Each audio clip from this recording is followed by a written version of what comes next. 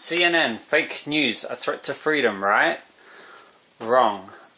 The propaganda of people like Donald Trump and Australia's Minister for Home Affairs, Peter Dutton, that is a threat to freedom. And this prophecy is a message against authoritarianism and government propaganda.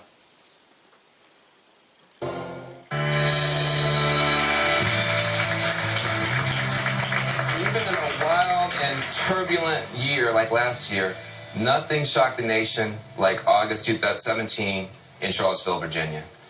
Everybody was watching in just horror. You had Nazi white nationalists and their supporters. They gathered at this hate-filled protest. The demonstrations actually turned into violence that killed a young woman named Heather Heyer, who was just there to stand up against the hatred. 2 state troopers died. Many more people were hurt. And at the center of it, the simmering controversy over the removal of a statue honoring a Confederate general named Robert E. Lee.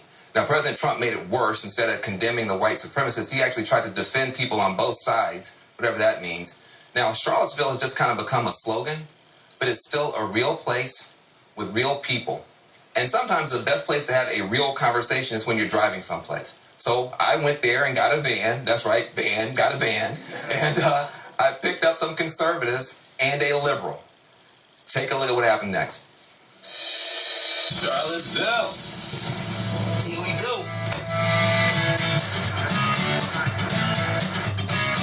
What's up, Tanner? How's it going? Hey, man, good. You see them live? I don't see any boards. I don't see any tickets for it. See? Well, they're in the trunk.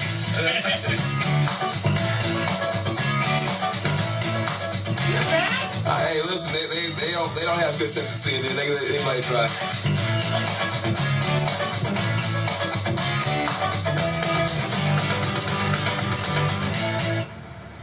Looking around here, you never think that this is a place where Nazis were marching, where someone was murdered by ISIS-like terrorist tactics. Here we are at Lee Park, and as you can see, the statue of Robert E. Lee is covered with a black shroud. When you see that statue shrouded there, how do you feel about that? Well, I think that it's terrible, because I think it's a misrepresentation of who put the statue up. The statue was put up by Paul Goodloe McIntyre, Charlottesville's greatest benefactor. That statue was put up as a way of telling black and brown people, you go this far and no further. Pastor, what do you base that statement on, that they were put there for that purpose? Because history. That's contrary to anything that I know about Paul Goodloe McIntyre. Do you think the statue should stay up or come down? I believe it's up to the citizens of the people. But if you had a vote, if I had a vote, I would say, I think they should stay. I think they've been there. They serve as a reminder. I think Robert E. Lee led a life of an honorable man. Robert E. Lee was considered great in his own era, because by whom? By the government of the United States of America. He was considered a traitor. He was considered great by those people who were in his circle. How would you feel if you were a black man or a black woman having you talk about generations of enslavement, of brutalization? How would you feel seeing a statue? I don't think that as a white person, I will ever completely understand how a black person feels. One way to understand, of course, is just to listen. Can you empathize with him as a white man, how he would feel to see those statues shrouded with that black tarp? I say it's never been the truth in human history that a heritage based on fear and hatred of the other is strong enough to help someone to live a life. Is it okay for white guys to be proud? I can't know what's in his heart or head. I don't know why he'd be proud of him, but clearly he's proud of him. They are statues to honor great American soldiers. I wouldn't feel that same pride as I would for, my grandfather who fought in World War II. One second. Put the statue up. How do you feel when you see that sign says Heather Heyer way? Rest in peace, baby. My mother's child is gone. My community member is gone. There were a number of people, including the president of the university, who said, don't go downtown, stay away from downtown.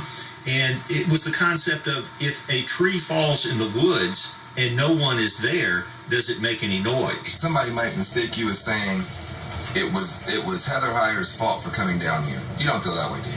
No, I don't feel that it was her fault. But my point is that nobody who stayed away from downtown Charlottesville was killed by neo-Nazis. People of good sound mind did not believe the way to handle the situation was to pretend that they weren't there and nothing was going to happen.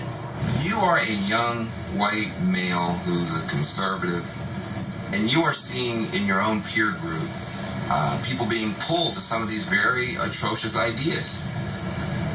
What are we missing?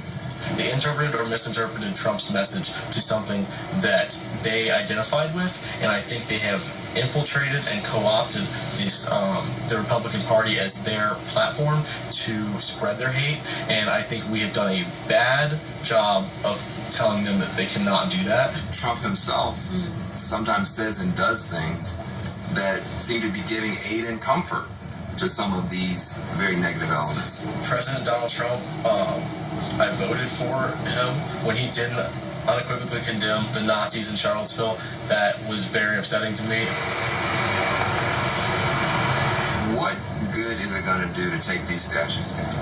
How does this advance getting jobs for black people? How does this advance education? The problem is that so much of what this city is about is so intertwined with this stuff. The statues are a distraction. We do have these major issues of economic disparity. The real issue is, again, is this country going to be America? Is it going to be great for everybody, or is it going to be great just for a few? When people tell me about the good old days, I don't know what they're talking about. What good old days? I was born at the University of Virginia Hospital in the basement where the colored babies were, with the lead pipes dripping in 1955. I was likewise born in the University of Virginia Hospital in 1952, but I'm sure on a higher floor. Definitely. But I'm glad that now, if your grandchildren and my grandchildren were to have their babies, they would be in the same maternity ward. Might be the same baby. That's right.